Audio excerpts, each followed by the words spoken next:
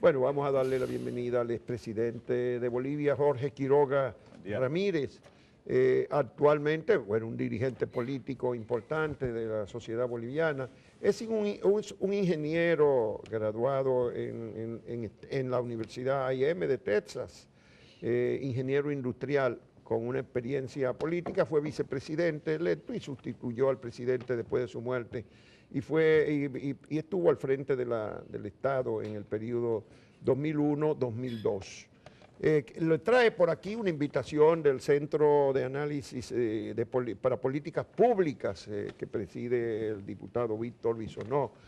Cuéntenos un poquito de su vínculo aquí con la República Dominicana. ¿Es la primera vez que viene aquí, presidente? No, he estado varias veces, muchas gracias. Primero, ya había estado antes gracias. Aquí. Sí, gracias, buen día, gracias por la invitación. Sí, varias veces acá, como en muchos países de América Latina, de buen tiempo que no venía, un gusto estar acá con la invitación de Víctor, que además no solo tendremos actividades hoy en universidad y diferentes foros, sino un encuentro de la red liberal que se va a dar más adelante. Carlos Alberto Montaner, buen amigo, que también viene a presentar un libro. A compartir un poco la realidad de lo que está pasando. Creo que nuestros países están en un periodo muy determinante porque factores que han dominado el quehacer político y económico en nuestra región están cambiando. Le puedo decir que la influencia de China en Sudamérica fue gravitante porque la bonanza insaciable, o la bonanza de China con la insaciable voracidad por materias primas en Sudamérica nos trajo buenos tiempos. A diferencia de ustedes en Centroamérica y Caribe, en mi parte del mundo todos vendemos energía, comida y minerales a raudales y los chinos compraban hierro brasileño, cobre chileno, petróleo venezolano, gas. Pero siguen comprando, ¿no? Siguen, aunque los precios no son lo que solían ser.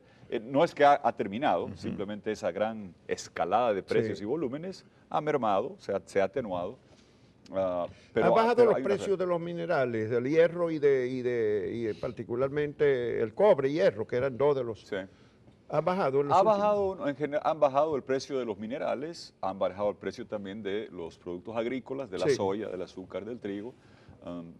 No es que ha desaparecido la demanda china. Pero se ha reducido algo. Claro, la escalada, la subida de precios donde China compraba a volúmenes crecientes y precios ascendientes se ha atenuado.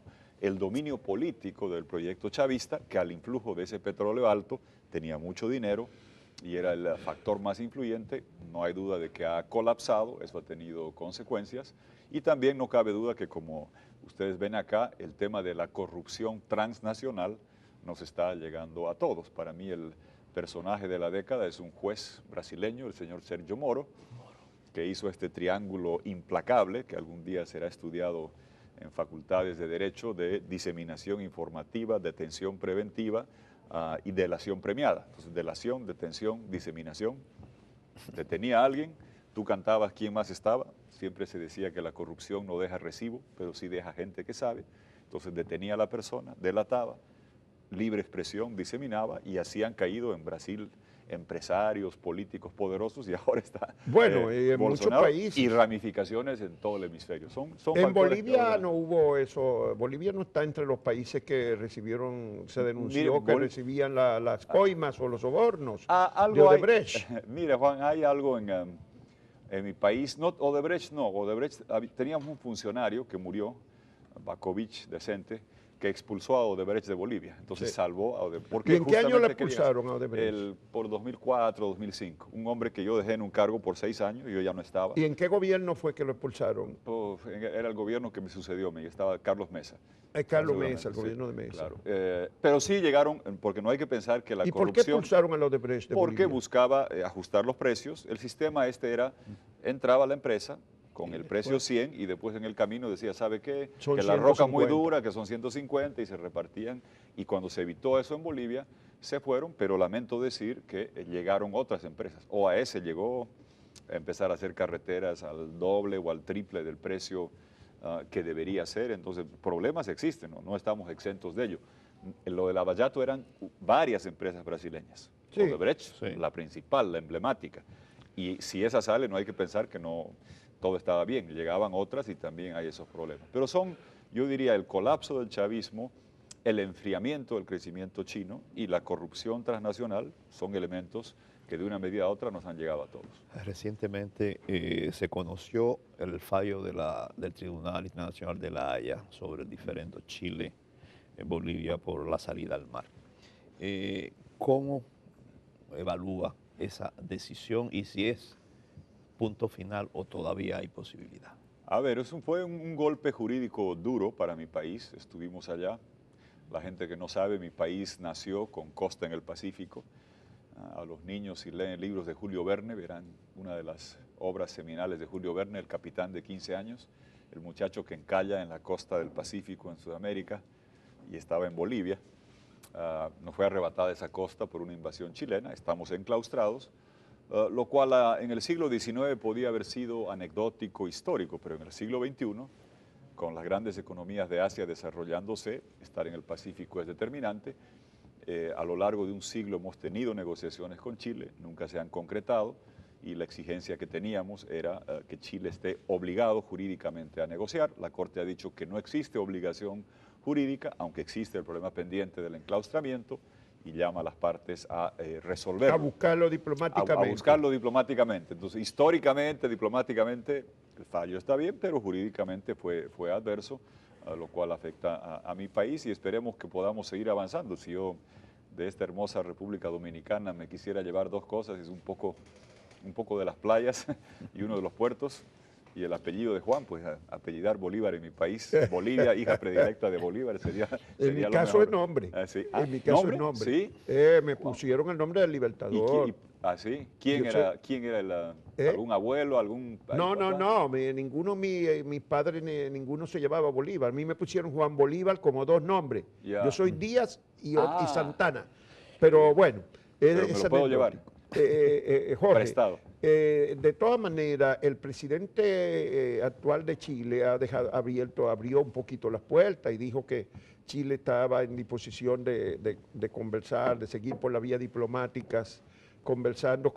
Fue una declaración que a mí me pareció positiva. Sí. En Bolivia, ¿cómo se ha recibido eso? No le pueden tomar la palabra porque después de haber ese fallo, que puede ser injusto, pero ya es un fallo de la Corte Internacional y ¿cuántos años duró eso en el proceso? Sí, 5 años fue el proceso. En 5 años apoderado a la Corte, pero se discutió muchos años. 100 años, sí. Entonces, después de eso, ¿no sería bueno tomarle la palabra al presidente de Chile y buscar una salida diplomática que permita que Bolivia tenga una salida al mar? No, claro que sí, y en eso estamos, porque mira, más allá del contenido, yo decía esto antes de que la Haya emane este veredicto de la Haya, yo señalaba que Chile y Bolivia estamos unidos por la geografía, tenemos una frontera con la cordillera de los Andes de por medio, sí, separados por la historia, pero condenados a entendernos y sentenciados a integrarnos, porque somos dos economías complementarias. Espero que se lo pueda hacer hacia adelante. Ha habido obviamente en el proceso del juicio en la Haya, ha habido un distanciamiento, pero estamos condenados a entendernos e integrarnos hacia futuro. Y ahí no hay una zona que es virtualmente no habitada en el sur de Chile, que pudiera hacerse, digamos, que establecerse en el norte, sí, un corredor. En el norte. Perdón, sí, en el norte. Sí. Chile está en el sur, pero al norte de Chile. Exacto. No hay una zona ahí que no conlleve, porque si fuera una ciudad que hay que dividirla, es muy difícil, casi imposible. A ver, o zonas de grandes cultivos, pero hay una zona desértica, ¿no? A ver, hay posibilidades, creo que no es bueno ventilar alternativas específicas porque justamente es materia de la discusión, pero fíjate el enorme potencial, Juan, de complementariedad que existe. Nosotros tenemos mucho gas, a Chile le falta energía. Hay un triángulo en Sudamérica entre el Salar de Uyuni de Bolivia, Atacama en Chile, Hombre Muerto en Argentina, que tiene potencialmente más del 80, quizás el 90% de las reservas de litio del planeta.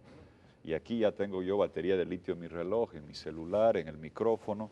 Acá tenemos 8 o 10. Y aquí vienen los vehículos con la batería de litio. En Sudamérica tenemos el potencial de ser el polo generador de baterías de litio hacia futuro. Requiere que tengamos acceso al mar, al puerto para poder exportarlo, pero las posibilidades de integración, de sinergia son incalculables. y estamos condenados a entendernos. Yo espero que más allá de la zona específica que mencionas, que no creo que no vale la pero pena sin la especular. zona, sin especificar, pero sí hay, como yo creo, Sí. que hay zonas Claro que que son sí. virtualmente desérticas. Sí, sí, Sí hay maneras de hacer acuerdos, ha habido discusiones en el pasado. Bueno, la demanda justamente se basaba en que en el pasado una y otra vez había discusiones que estaban al borde de concretarse. Esto fue materia de resoluciones de la OEA. Entonces, el Papa se ha pronunciado sobre la Sí. materia, llamando al diálogo para encontrar soluciones. Espero que Y podamos el Papa, siendo de la región, pudiera ser un buen mediador en este Ojalá. momento. Así es, Ojalá y que no olvidemos asuma que el Papa solucionó los diferendos limítrofes entre Chile Y y Argentina. Argentina. Bueno, ahora cuando no era un Papa argentino, ahora siendo un Papa de la región, como señalas, Juan, Ojalá. con mayor razón. Ojalá. Pertenece a la Internacional Liberal, hay una red liberal de partidos. Sin embargo, estamos viendo, tanto en América Latina como en Europa, el auge de gobiernos autoritarios, conservadores, que respetan los derechos humanos, que incluso llegan a decir que, por ejemplo, la división de poderes no es esencial a la democracia. ¿Cómo evalúa eso hoy y sobre todo por qué se da ese fenómeno del ascenso al poder de un discurso antiliberal, vamos a decir? Sí. A ver, no cabe duda, Rafael, que en mi criterio el proyecto político dominante de este siglo ha sido el proyecto incubado en Venezuela. Al influjo de la petrochequera venezolana, este país llegó a dominar 22 de 34 países en el hemisferio, con influencia muy grande en varios de los países que estamos. Tenían esta chequera poderosa. Y evidentemente cuando la gente dice este proyecto de Chávez era socialista o izquierdista, hay que citar a don Carlos Fuentes, que en paz descanse, gran escritor mexicano, que decía que no, que él era un hombre de izquierda y que esto del chavismo era Mussolini tropical. Dijo, es un proyecto autoritario que conculca los derechos, pisotea las libertades, expropia la propiedad, desconoce la separación de poderes independientes, pulveriza las instituciones, y ahí vemos lo que ha pasado en Venezuela. El país más rico de las Américas, sumido en una debacle económica, catástrofe humanitaria y represión autoritaria sin parangón en el hemisferio. Lo que hay que tener, la gente dice, usted es de derecha o de izquierda, hay que ser de derecho, el derecho a tener propiedad, el derecho a poder expresarte abiertamente sin que cierren el canal, el derecho a hacer oposición sin que por eso vayas preso o te suiciden, como acaban de hacer con un concejal en Venezuela. Esos son los derechos que la gente quiere. Y si algo ha hecho un daño enorme en la región, en mi criterio, más que, como dice don Felipe González, la democracia no te garantiza un buen gobierno, pero debería garantizarte el derecho a cambiarlo mediante el voto. Y el problema de estos gobiernos autoritarios es el continuismo, el prorroguismo, sea con una persona, con dos, como fue en Venezuela. Bueno, pero ustedes Chávez. se centran en Chávez y el chavismo, pero que el Maduro y el madurismo es mucho peor, porque hay que reconocer que Chávez por lo menos tenía un cierto encanto popular y cierta, qué sé yo, si él era una cierta personalidad. Y además, Chávez perdió un referendo y aceptó el resultado. Y en el periodo de Chávez no había casi presos políticos, no habían exiliados, no mataban gente. Es que se agravó notablemente después de la muerte de Chávez. Ustedes se centran todavía en Chávez, pero parece que Maduro agravó enormemente la situación. No, créame, Chávez era autoritario, como usted ha dicho, pero tenía como algunos límites. No, estoy hablando del proyecto y las ramificaciones. Es decir, Chávez es el que llevó este proyecto, Socialismo 21, que llegó a Brasil, a la Argentina. El origen, sí. Que demostró no ser más que una pandilla de socios listos y se ha visto la corrupción y la criminalidad. No, a mí te garantizo.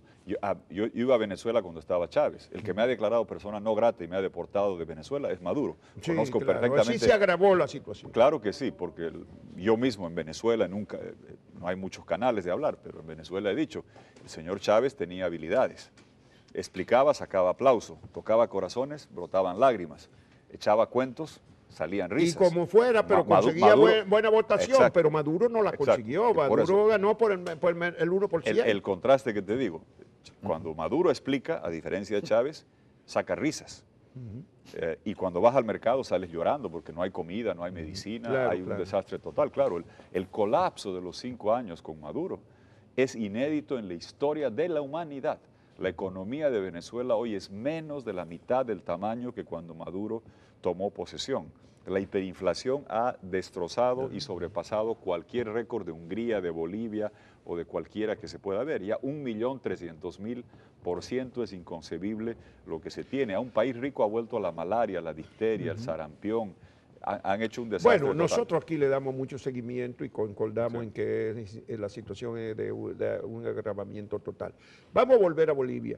El presidente actual de Bolivia ya ha gobernado, está en un tercer periodo, ¿verdad? Así es. Y está tratando de buscar un cuarto periodo. Logró una sentencia complaciente de un órgano que fue un tribunal constitucional, fue. Así es, Tribunal Constitucional. Explíquele Sí, eso a los televidentes muy bien. dominicanos, cómo usted lo ve y la perspectiva de que se quede otro periodo en el poder el presidente. A ver, Juan, creo que lo esencial para efectos de la democracia es preservar los principios esenciales para esta. Y yo soy ingeniero, no filósofo. Democracia requiere 5 elementos: elecciones libres, justas y transparentes, instituciones independientes, libertad de expresión, poder hacer oposición sin ser encarcelado, y quinto, la regla Sarney, un expresidente brasileño que cuando le piden su definición de democracia, en el último día de su mandato, dice: democracia es lo que yo hice anoche. ¿Qué hizo usted? Le dice: hice maletas en la fecha que establecía la Constitución el día que juré y no busqué cambiarla. Es parte de la democracia. ¿Cómo se llama el presidente? Sarney, José Sarney. José. José Sarney, la regla Sarney que se llama. Sí. Porque ¿qué sucede con gobiernos de corte populista, autoritario? Que empiezan a cambiar las reglas. Y en mi país han replicado esa receta de Venezuela, de Nicaragua, lamentablemente, donde uno jura sobre una constitución que dice usted tiene...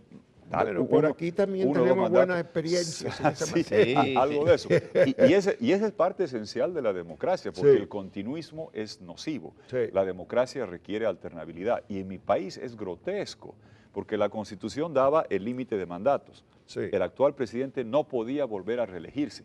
Hizo un referéndum Sí. para modificar la Constitución. fracasó. Le ganamos. Bolivia dijo no el febrero del 2016. No puede volver a candidatear. ¿Y qué hizo? Clonaron, copiar, pegar del fallo de Nicaragua del 2009, cuando Ortega argumenta que ser tirano es un derecho humano protegido por la misma OEA y la Carta de los Derechos Humanos, la Convención Interamericana, y que el derecho a perpetuarse en el poder fuese un derecho humano, cuando ustedes saben bien que lo que dice la Convención Americana, redactada cuando había muchos gobiernos militares autoritarios, es que nadie puede ser impedido de candidatear políticamente, que Leopoldo López, que Ledesma en Venezuela tienen derecho a candidatear sin ser inhabilitados. Esa cláusula no es para que un presidente en funciones se quede de por vida como pretende hacer Ortega. Y tristemente en mi país están replicando esa receta. Es hora de que el sistema interamericano Pero se todavía en pronuncie. Bolivia Evo Morales no ha llegado al nivel de Daniel Ortega, ¿verdad? No, pero fíjate que hace unos meses decían que Ortega no ha llegado al nivel de Maduro. El problema es que si uno no respeta... Lo de Ortega viene hace rato ya. No, disculpa, yo voy seguido, peleo contra estos. Ortega no había tenido los niveles de represión Ah, no, de porque Maduro no había hasta habido este año. la resistencia que hay ahora. No, es que yo te lo digo, vas a disculpar, pero yo íbamos a foros internacionales, los venezolanos, Lilian Tintori, Ledesma, las esposas de los presos quejándose. Y recuerdo amigos de Nicaragua que decían: Ortega está haciendo lo mismo. Y todo el mundo, incluyendo en la OEA, decían: no, Ortega tiene aceptación, tiene popularidad. No, hasta el año pasado nadie cuestionaba, excepto algunos cuantos que estábamos por ahí, las prácticas antidemocráticas, porque aquel que viola la Constitución para quedarse, después es capaz de matar para quedarse, Sí. como estamos viendo en Nicaragua. Por eso al sistema interamericano yo estoy diciendo: ojo, que el sistema interamericano, si se hubiese pronunciado la Corte de San José y el sistema interamericano a tiempo sobre Nicaragua, hubiésemos evitado todos estos temas. En Bolivia estamos pidiendo que el sistema interamericano se pronuncie con un dictamen como el que ha hecho la Comisión de Venecia un órgano de jurisconsultos europeos que a pedido de Almagro, secretario de la OEA, ha señalado que la reelección no es un derecho humano, no lo puede ser.